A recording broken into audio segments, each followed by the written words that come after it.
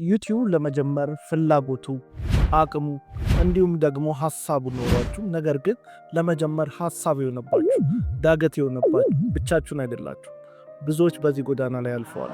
ታዲያ በዛሬ ቪዲዮአችን ብዙዎች ዩቲዩብ መጀመር እየፈለጉ ያልጀመሩበት 5 ምክንያቶችን እናነሳለን። አብረውኝ ወደ ኢንተርኔቱ ዓለም ልክ ስናፕቻት ላውንች በተደረገበት ዓመት ነበር የተቀላቀልኩት። በዚህ ቆይታዬ የተለያዩ ሶሻል ሚዲያዎችን እንዲሁም ዌብሳይቶችን የመጠቀም እድሉ ነበረ። ከ2020 በኋላ ደግሞ በተለያዩ ኦንላይን ቢዝነሶች ላይ ተሳትፌያለሁ። ታዲያ በሚገርም ሁኔታ በእነዚህ ሶሻል ሚዲያዎች ላይ ስሳተፍ ዩቲዩብን ከመጠቀም የዘለለ ቪዲዮችን ከማየት የዘለለ ተጠቅሜበት አላውቅም። ብዙ ጊዜ ዩቲዩብ ለመስራት ሐሳብም እቅድም ነበረኝ። ነገር ግን በተለያዩ ምክንያቶች ዩቲዩብ ሳልሰራ ቆይቻለሁ። እነዚህም ምክንያቶች ለእናንተ ይፋ አደርጋለሁ።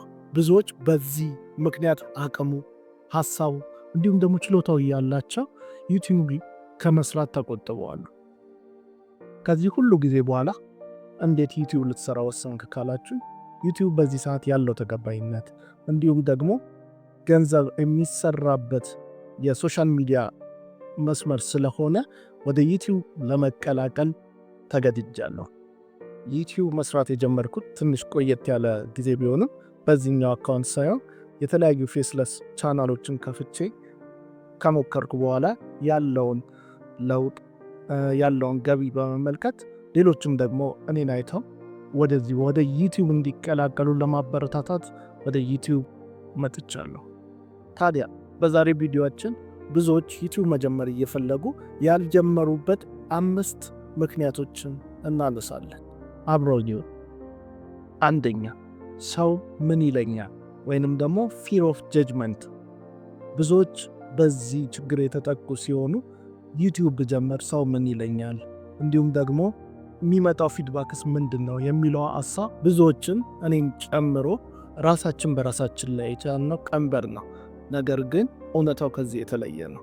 እኛ ለራሳችን የሰራነው የሐሳብ መስመር ነው እንጂ ሰው ምንም የሚለው ነገር የለም። ከጀመርን በኋላ እንደሁ ከጠበቅነው በላይ ምናልባት ፖዚቲቭ ኢምፓክቶች፣ ፖዚቲቭ የሆኑ ምልከታዎች እናገኛለን። ከጠበቅነው ውጭ ሆኖ እናገኘዋለን። ሰው ምን ይለኛል የሚለው ሐሳብ በምሳሌ ላስረዳችሁ። በሰፈራችሁ በጨለማ ውስጥ ወደ ቤታችሁ እየገባችሁ ኋላችሁ ሰው እንዳለ ይሰማችኋል። ስለዚህ ክብድ ይላችኋል፣ ይጨንቃችኋል። ስለዚህ ቶሎ ቶሎ መራመድ ትጀምራላችሁ፣ እግራችሁን ይተሳሰራል። በስተመጨረሻ ግን የመጣ ይምጣ ትሉና ዞር ብላችሁ ስታዩ ምንም የሚከተላችሁ ሰው የለም። ይሄ ነው እንግዲህ ሰው ምን ይለኛል ማለት በሌለ ነገር ራስን አስሮ ማስቀመጥ ማለት ነው። መስራት ያለባችሁን ማድረግ ያለባችሁን ሁኔታ ሰው ምን ይለኛል በሚል አእምሮአችሁ ውስጥ በፈጠራችሁት ጉዳይ ተሳስሮ መውደቅ ማለት ነው። ሁለተኛውና ብዙዎች የሚጠቁበት ደግሞ ፐርፌክሽኒስት መሆን ነው።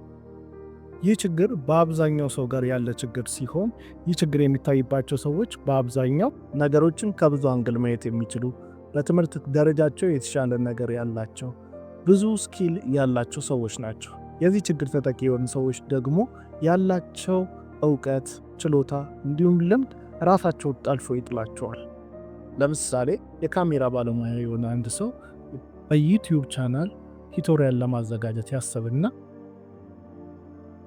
እንደምንም ብሎ ራሱን አሳምኖ ዩቲዩብ ለማዘጋጀት ኮንቴንት ያዘጋጃል።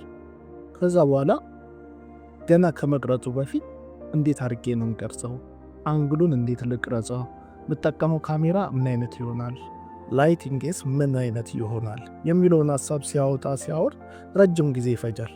ከዛም ይሄ ሐሳብ ይሰለቸውና ሳይቀርጽ ይተዋል ማለት ነው። እንዴትም ብሎ ይህንን ሐሳብ ደግሞ አሸንፎ ወደ ቀረጻ ከገባ በኋላ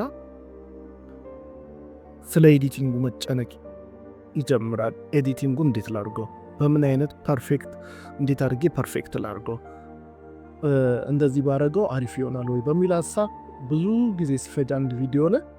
ስለዚህ የመፖስተትም ቪዲዮም የመስራት አቅምም ፍላጎትም ያጣል። ስለዚህ ወይ ቪዲዮን ሳይፖስተው እዛው እሱ ጋር ተቀምጦ ይቀራል ማለት ነው። ስለዚህ ይሄ ሰው የነበረው እውቀት ራሱን ጠልፎ ጣለው ማለት ነው። ስለዚህ የራሳቸው እውቀት ራሳቸውን ሊጠቅማቸው ሲገባ፣ ነገር ግን ነገሮችን ፐርፌክት ለማድረግ ሲጣጣ ራሳቸውን በራሳቸው ይጥላሉ ማለት ነው። ፐርፌክሽኒስት ችግር የሌለበት ሰው ከምንም አንግል ነገሮችን ቼክ ስለማያደርግ በያዘው ካሜራ በያዘው ስልክ ራሱን ይቀዳል። ቀጥታ የሚያጋትን ኤዲቲንግ ይሰራል። ከዛ ፖስት ያደርጋል። ከዛ ስሮ ፕሮሰስ ያ ሰው እየተለወጠ ሄድና እንደምናውቀው ታዋቂ ይሆናሉ ማለት ነው።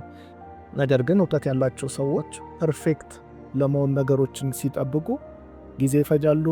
ትክክለኛው ጊዜ ሲያልፍ ደግሞ ያንን ነገር ማከናወን አይችልም ማለት ነው።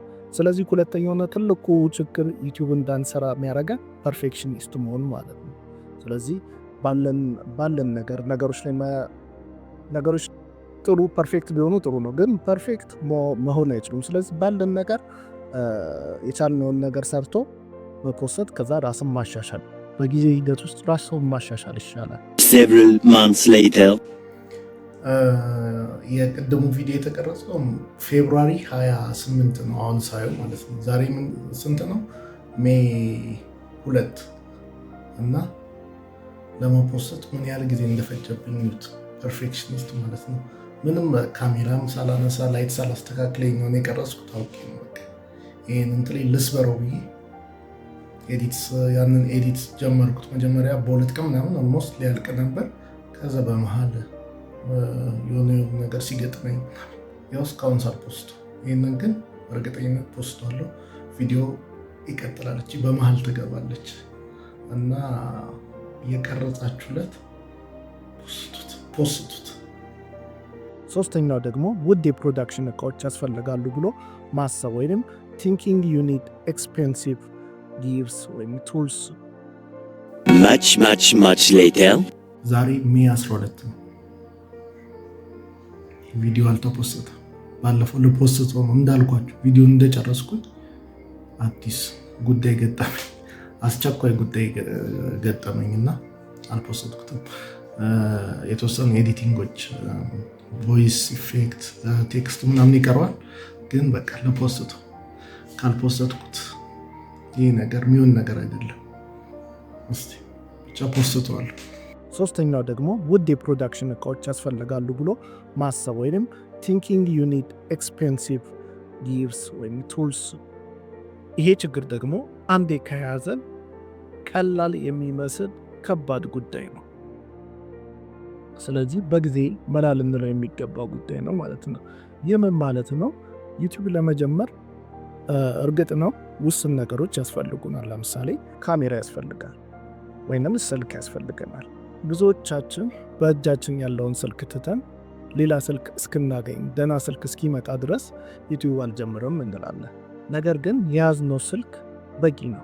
ሀሳባችን ላይ መጨነቅ እንዲሁም ደግሞ የድምፁ ኳሊቲ ላይ መጨነቅ ነው እንጂ ድምፃችን ይሰማል ወይ፣ ሀሳባችንስ ግልጽ ነው ወይ፣ ሀሳባችን ኦዲዮንስ ይወደዋል ወይ የሚለው ሀሳብ ላይ ነው እንጂ መጨነቅ ያለብን የካሜራ ኳሊቲ ቀስ እያለ የሚስተካከል ነገር ነው።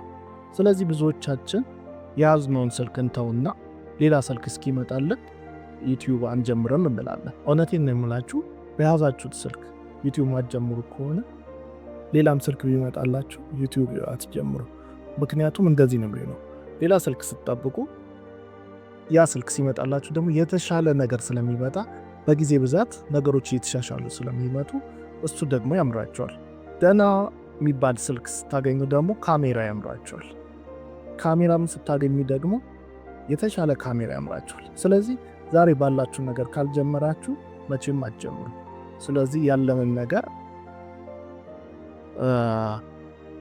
መጠቀም ግድ ይላል ማለት ነው።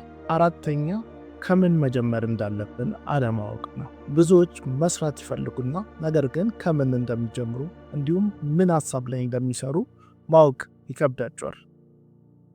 ይሄ በጣም ቀላል ጉዳይ ነው።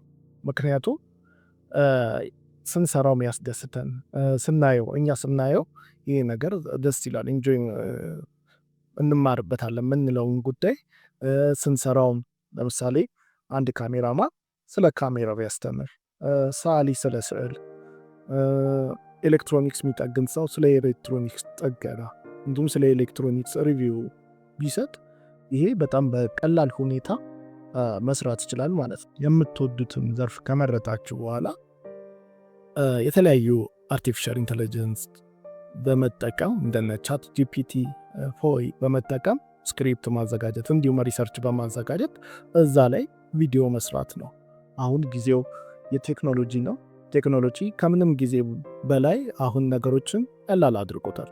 ስለዚህ እነዚህ እንደ አድቫንቴጅ መጠቀም ነው። ስለዚህ ደስ የሚላችሁን ነገር መስራት፣ ከዛ ደግሞ አርቲፊሻል ኢንተለጀንትን በመጠቀም ሪሰርች ሰርታችሁ ለማቅረብ የእናንተን እውቀት የሚፈልግ ሰው ስለሚኖር እሱን ሼር ማድረግ። አምስተኛው ደግሞ ባይሳካልኝስ በወድቅስ ነው። ውደቋ፣ ምን ችግር አለው? መውደቃችሁን ያወቃችሁት እኮ ስለጀመራችሁ ነው። ባትጀምሩት ኖሮ መውደቃችሁን አታውቁ። ደግሞ በእርግጠኝነት ራሳችሁን ሰጥታችሁ አምናችሁበት ከጀመራችሁ ይሳካላችኋል። ብትወድቁም ደግሞ ከውድቀታችሁ ተምራችሁ ነገን አስተካክላችሁ መቀጠል ይቻላል። በዛ ዘርፍ እንኳን መቀጠል ባትፈልጉ ምናልባት ሀሳባችሁ አይበታተን። በቃ አሁን ለምሳሌ ዩቲዩብ በሞክር እያላችሁ ሀሳባችሁ ከሚበታተን ሞክራችሁ ካልተሳካላችሁ እኮ በቃ ወደ ሌላ ዘርፍ ትሰማራላችሁ። ይሄንን ነገር ባለመሞከራችሁ ራሳችሁን ብሌም ወይም አትወቅሱም ማለት ነው። ስለዚህ በእርግጠኝነት ደግሞ ይሳካላችኋል። መሞከርም ነው። እስኪ እናንተ ደግሞ ዩቲዩብ እንዳትጀምሩ መሰናክል የሆነባችሁ ችግሮችን ኮሜንት ላይ ጻፉልን።